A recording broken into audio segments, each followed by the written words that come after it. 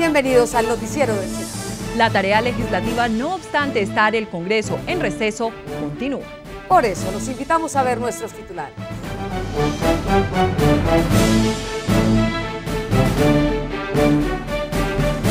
La situación de los cafeteros a debate en el Congreso, la baja en la producción y los costosos fertilizantes, el motivo. Pequeños empresarios y campesinos caficultores se quejan por el abandono del gobierno. Presidente del Congreso asegura que un eventual diálogo con la guerrilla se debe condicionar a la liberación de todos los secuestrados. Se conmemoraron los 23 años de la masacre de La Rochela. Allí murieron más de 10 funcionarios de la justicia. Un proyecto de ley busca fomentar los espacios urbanos y rurales del país como atractivo cinematográfico. Con un homenaje a la mujer, el pintor boyacense Pedro Pablo Ciabucho cerró en el Congreso su exposición 30 años de trabajo artístico. La situación de los pequeños caficultores en el país prendió las alarmas. Un debate acerca del futuro del llamado grano de oro en Colombia se realizará en el próximo mes de marzo. Entre otras preguntas que se plantearán será la del porqué de la caída de la producción cafetera el año anterior, que disminuyó en más de 1 millón de sacos. Mientras esto sucede, el presidente Juan Manuel Santos asegura que el café será impulsor de la locomotora agrícola, cosa que para sus opositores en el Congreso no es tan real. Este es un gobierno que tiene como una de sus características desde el presidente Santos, no solo en estos temas, sino en todo, un gobierno que hace mucho ruido y pocas nueces. Y es que las cifras no le ayudan mucho al primer mandatario, ya que el 2011 cerró con 7.8 millones de sacos, 1 millón menos que el 2010, aunque al parecer del senador Robledo, esta podría ser una mirada optimista a la realidad cafetera. Con un agravante, todas las cifras que da la Federación de Cafeteros cada año diciendo lo que va a pasar, resulta que no son, o sea que ni siquiera saben lo que está sucediendo. 500.000 familias campesinas dependen de este renglón de la economía, cuyo desangre en gran medida se debe a los altos costos de producción. El deber mínimo del gobierno es exigir que por lo menos los precios de los agroquímicos en Colombia no sean superiores a los precios internacionales. En Ecuador, por ejemplo, son mucho más baratos los fertilizantes que en Colombia. Los agricultores vecinos de Colombia trabajan en mejores condiciones que las que trabajan nuestros propios agricultores. Repito, 2 cosas, transnacionales abusando y un gobiernos alcahuetes que no hacen lo que deberían hacer. La situación es tan grave que seguramente aumentará la importación del grano para satisfacer la demanda interna que asciende a 1.5 millones de sacos. El próximo 20 de marzo, la crisis cafetera ocupará el primer lugar en la agenda legislativa. El noticiero del Senado se desplazó a la zona de Río Negro en el departamento de Cundinamarca para conocer de cerca la realidad de los pequeños empresarios del café, y esto encontramos. El café es para algunas regiones del país un polo de desarrollo de la economía. En Cundinamarca se produce hoy apenas el 2% del total del país después de ser el principal productor del grano. Para los pequeños productores de la región, una larga época de violencia que generó desplazamiento, la baja en los precios del café y los altos costos de los fertilizantes, cuyo aumento alcanzó hasta un 300%, son algunas causas de la disminución de los cultivos. Las lluvias y la roya agravaron el problema. Se considera que la roya ataca es porque la mata no está bien alimentada y no se ha podido alimentar debido a que los fertilizantes están demasiado costosos. A todo esto se suma la falta de apoyo por parte del gobierno a los cultivadores y productores de café. Nosotros nos hemos defendido como hemos podido, estamos asociándonos entre productores con el fin de que nuestro producto tenga una comercialización. La falta de infraestructura ha estancado también a estos pequeños productores, quienes creen que con el esfuerzo de todos se podría recuperar la región del Río Negro para el café. Aquí hay una amplia oferta en cuanto a tierras. Si esta situación cambiara, la oferta cafetera de la región sería mucho mayor. Yo creo que estos 3 millones de kilos fácilmente podríamos estar hablando de subirla por ahí a 30 millones de kilos. Alcanzando esta meta, los pequeños productores sueñan con poner su café en los mercados internacionales. La idea es llegar a exportar café. Esta es en síntesis otra mirada a través de la experiencia de los caficultores, recolectores y pequeños productores a una problemática que ha convertido al café en un producto poco atractivo para el principal sujeto de nuestra economía, el campesino. Igual tarea hicimos con el campesino caficultor que le pone el pecho a las dificultades de un producto que lideró por décadas las exportaciones de nuestro país. Veamos cuál es su realidad hoy. Yolanda Castro recorre esta tierra en busca de la razón de su vida.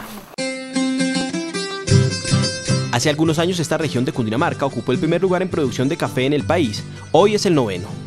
Bajo estas hojas se esconde lo que quisiera fuera la raíz de su sustento. Una a una, ella en compañía de su esposo busca entre sus 150 matas los mejores granos para llenar los sacos que después de un difícil proceso serán la recompensa de un trabajo duro bajo el sol y el agua. Sin embargo, y a pesar de su esfuerzo, para esta humilde recolectora, su cultivo aún está lejos de ser un verdadero negocio. En el caso de nosotros aquí, sí es un hobby para nosotros acá. Pero hay mucha gente que no lo lleva como hobby, sino como su alimento, porque de esto viven. Y es que el apoyo económico que reciben a través del Banco Agrario para sacar adelante sus cultivos no se acerca a los costos mínimos de producción de los mismos. Para que nos deje de ser un hobby, hay que el gobierno nos dé la mano. ¿En qué nos dé la mano? En unos créditos buenos, no unos créditos que nos digan, no, es que le vamos a prestar 1.200 por una matica. Digan, no, le vamos a prestar 5.000 pesos por mata, para que usted pueda más o menos vivir, que viva la familia y vivan las matas. Las razones de las dificultades son muchas, entre ellas el alto costo de los fertilizantes. Los químicos en Colombia son costosos por el monopolio que hay. Y el asistencialismo estatal, muy popular ahora en las zonas rurales, se ha convertido en otro gran problema para el campo. Va uno a buscar, señor, ¿me ayuda a coger café? No, a mí no necesito. ¿Pero por qué no necesita si mire que tiene sus niños? No, a mí el gobierno me está dando 300.000 pesos mensual. Y tengo otras ayudas, tengo mercados, tengo todo. Pese a esta dura radiografía, estos orgullosos trabajadores del campo no pierden la esperanza de recuperar cada metro de estas extensas tierras del Río Negro para el cultivo del café. Otros campesinos continúan expectantes. El gobierno del presidente Santos buscará restituirle las tierras a muchos labriegos que fueron despojados de las mismas por efectos de la violencia. Sin embargo, el senador Robledo pidió moderar las pretensiones y no burlarse de las víctimas.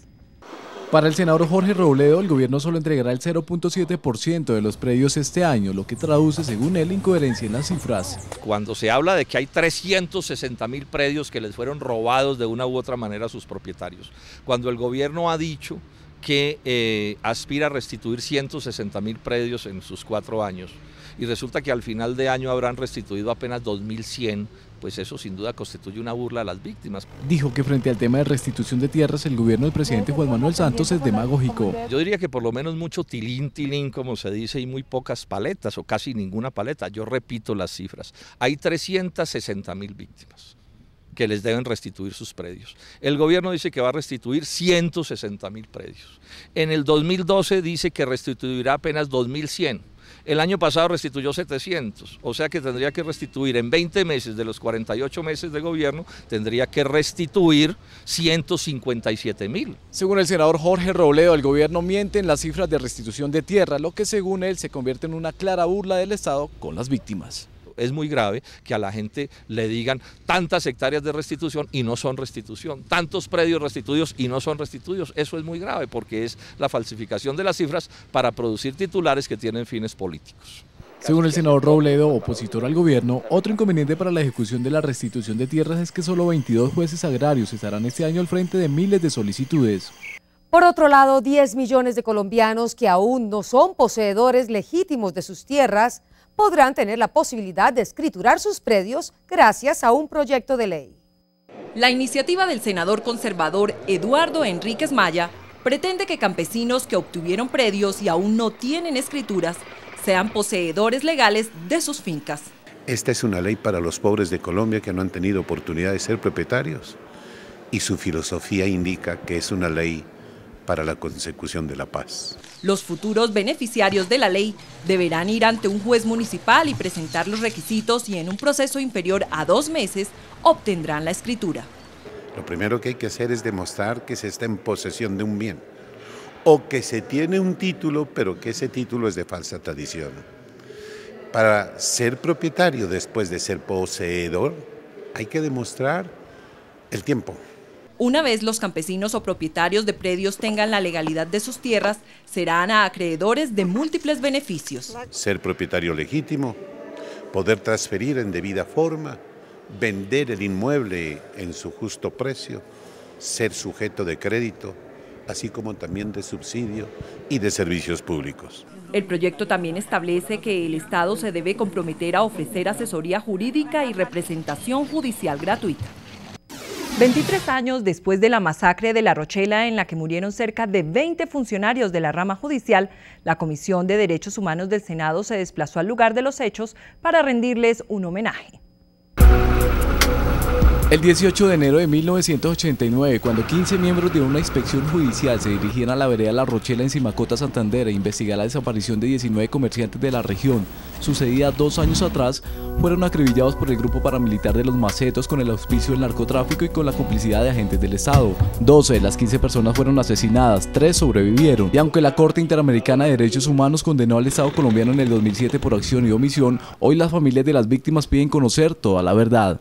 No quiero que queden impunes esos crímenes, que se haga justicia para que sí podamos lograr algún día la paz en Colombia.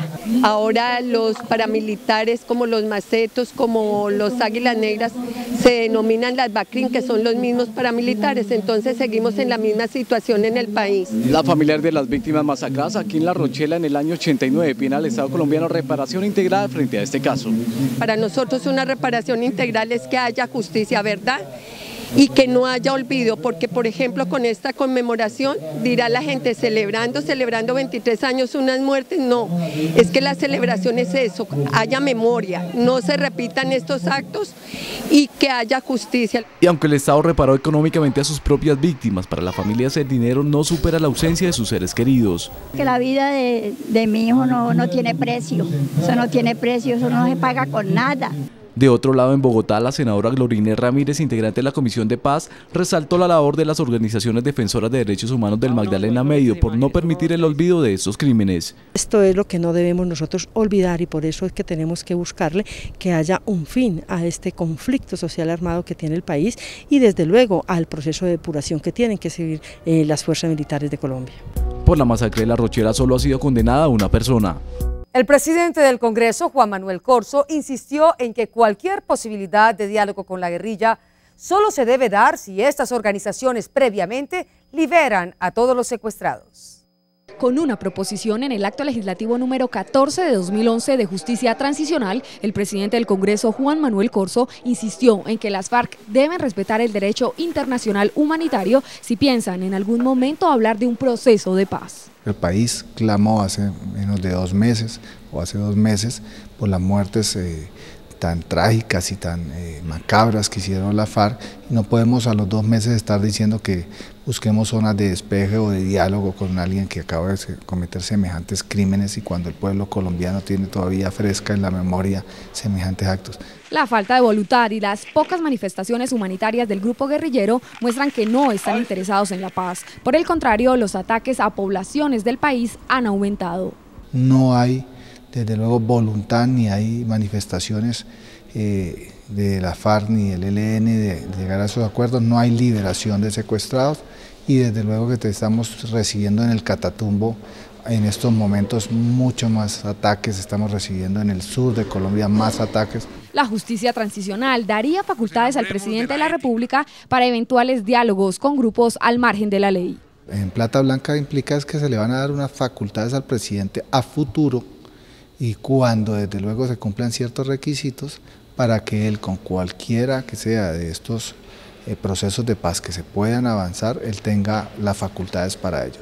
El marco jurídico para la paz será uno de los mayores retos para el Congreso en la próxima legislatura, en donde tendrá que superar 4 debates más para convertirse en ley de la República. Precisamente en los últimos días, las acciones de la guerrilla tuvieron como escenario el departamento de Norte de Santander. Por ello, senadores de la región pidieron al gobierno más presencia estatal en todos los órdenes para garantizar tranquilidad y progreso en la región. El llamado inició por el propio presidente del Congreso, quien requirió al gobierno soluciones de fondo ante la crisis que afronta su departamento. Hacer el llamado ya muy fuerte al gobierno nacional en el sentido de que esto lo venimos hablando desde hace más de 8 años o 4 años en que el departamento tiene unas circunstancias en el Catatumbo de aguas internacionales, de selvas, de narcotráfico, de fronteras, de unas circunstancias muy difíciles y que desde luego cuando estallan las cosas es que empiezan a ponerse la atención. El Norte de Santander necesita un tratamiento especial que nosotros requerimos que el gran país, el establecimiento, piense que el Norte de Santander también hace parte de Colombia. La mala situación vial del norte de Santander, según los congresistas, es responsabilidad del invierno y la negligencia estatal. Tenemos un departamento en una circunstancia vial y una circunstancia que afecta a la economía de nuestro departamento y se nos ha vuelto lamentable. Yo pienso que es una irresponsabilidad del gobierno nacional no tomar soluciones definitivas para que Cúcuta tenga una vía seria, buena, de buena calidad, porque es la economía del país la que se está afectando. Para contrarrestar la inequidad social de Norte de Santander con el resto del país, el presidente del Senado dijo que está promoviendo un documento COMPES para ese departamento, lo que permitirá mayor inversión estatal. Nuevamente las vías del país vuelven a ser noticia, y es que las regiones con razón quieren prepararse para la entrada en vigencia de los tratados de libre comercio. En Cundinamarca se piden inversiones. Gracias a la gestión del senador Milton Rodríguez, el Fondo Nacional de Regalías apropió 35.000 millones de pesos para el mejoramiento de 40 kilómetros de la vía que unen a las poblaciones de Gacheta con Huasca en Cundinamarca. Estos 35.000 millones permitirán que tengamos una vía en excelentes condiciones para mejorar la competitividad y, por supuesto, para ubicar la región del Guavio como un destino turístico por excelencia para los 6 millones de bogotanos. El senador Milton Rodríguez dijo que el mejoramiento de este tramo vial generará competitividad a toda la región del Guavio. Es una carretera que permitirá la redención de toda una región. Se beneficiarán más de 50.000 habitantes de la provincia del Guavio en el nororiente de Cundinamarca. El senador celebró la voluntad política de la gobernación de Cundinamarca y el gobierno nacional para intervenir una vía que llevaba 15 años esperando soluciones. Y para el caso de la vía a la línea, otros senadores proponen una carretera alterna para comunicar el Pacífico con el centro del país.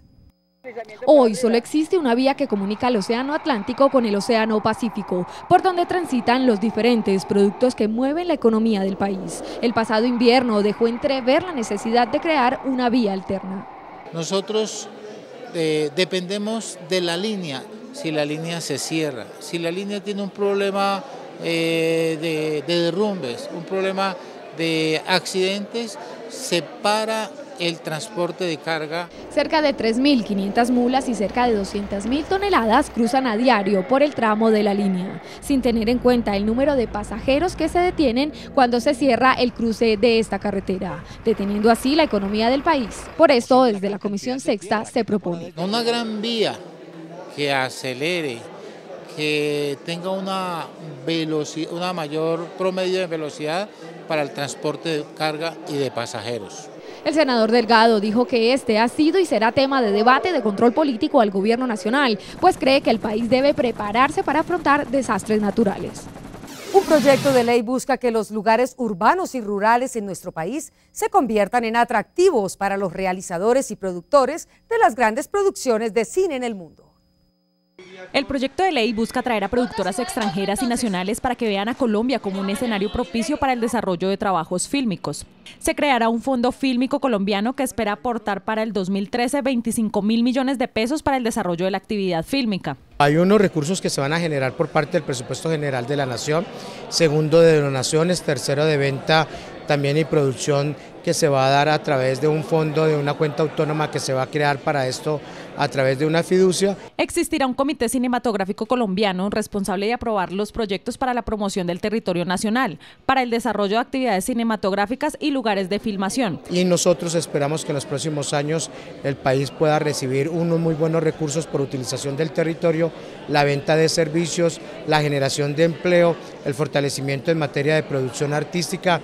Las entidades territoriales deberán contar con un permiso unificado que integre todas las autorizaciones o requerimientos necesarios en el caso de la filmación audiovisual en espacios públicos. A sanción presidencial pasó la ley que le permitirá a la Universidad Central del Valle tener una estampilla para financiar proyectos de investigación científica y social.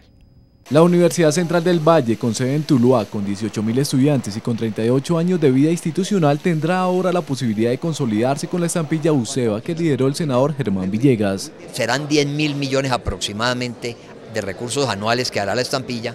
Ahí se van a contratar docentes de tiempo completo que se requieren en la universidad, se va a ampliar la planta física y sobre todo, muy importante, se va a ampliar la cobertura.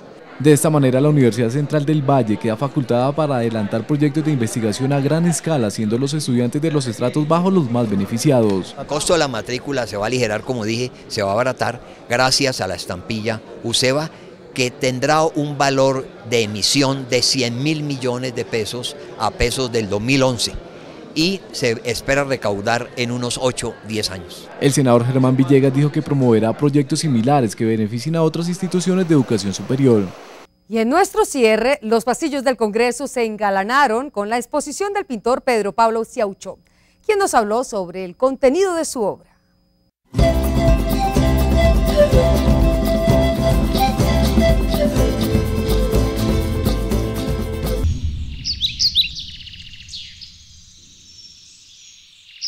Todos los pintores o autores tenemos un proceso inicial de hacer copias, de imitar a otros artistas. Quise definirme por un estilo que no lo haya tenido nadie en el mundo. Algunos autores han utilizado el cuerpo femenino en algunas obras, pero no como su estilo propio. Precisamente desde hace más de 12 años, la obra se ha identificado por estar conformada con el cuerpo femenino. Esa es la identidad o el estilo que marca la obra. Así como Botero identificó su obra con las gordas, yo quise marcar la obra con el cuerpo femenino. Desde el 2011 se programó la itinerante nacional con una colección retrospectiva en homenaje a los 30 años de la obra artística.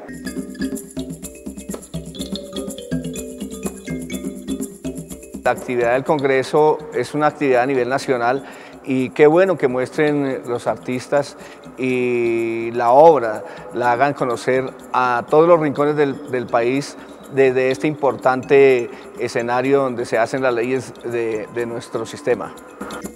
Y les recordamos, el Noticiero del Senado tiene cuentas oficiales en Twitter y YouTube. Y los invitamos a visitar nuestra página web. Los esperamos la próxima semana con lo mejor de la información del Legislativo. Gracias por su atención. Hasta entonces.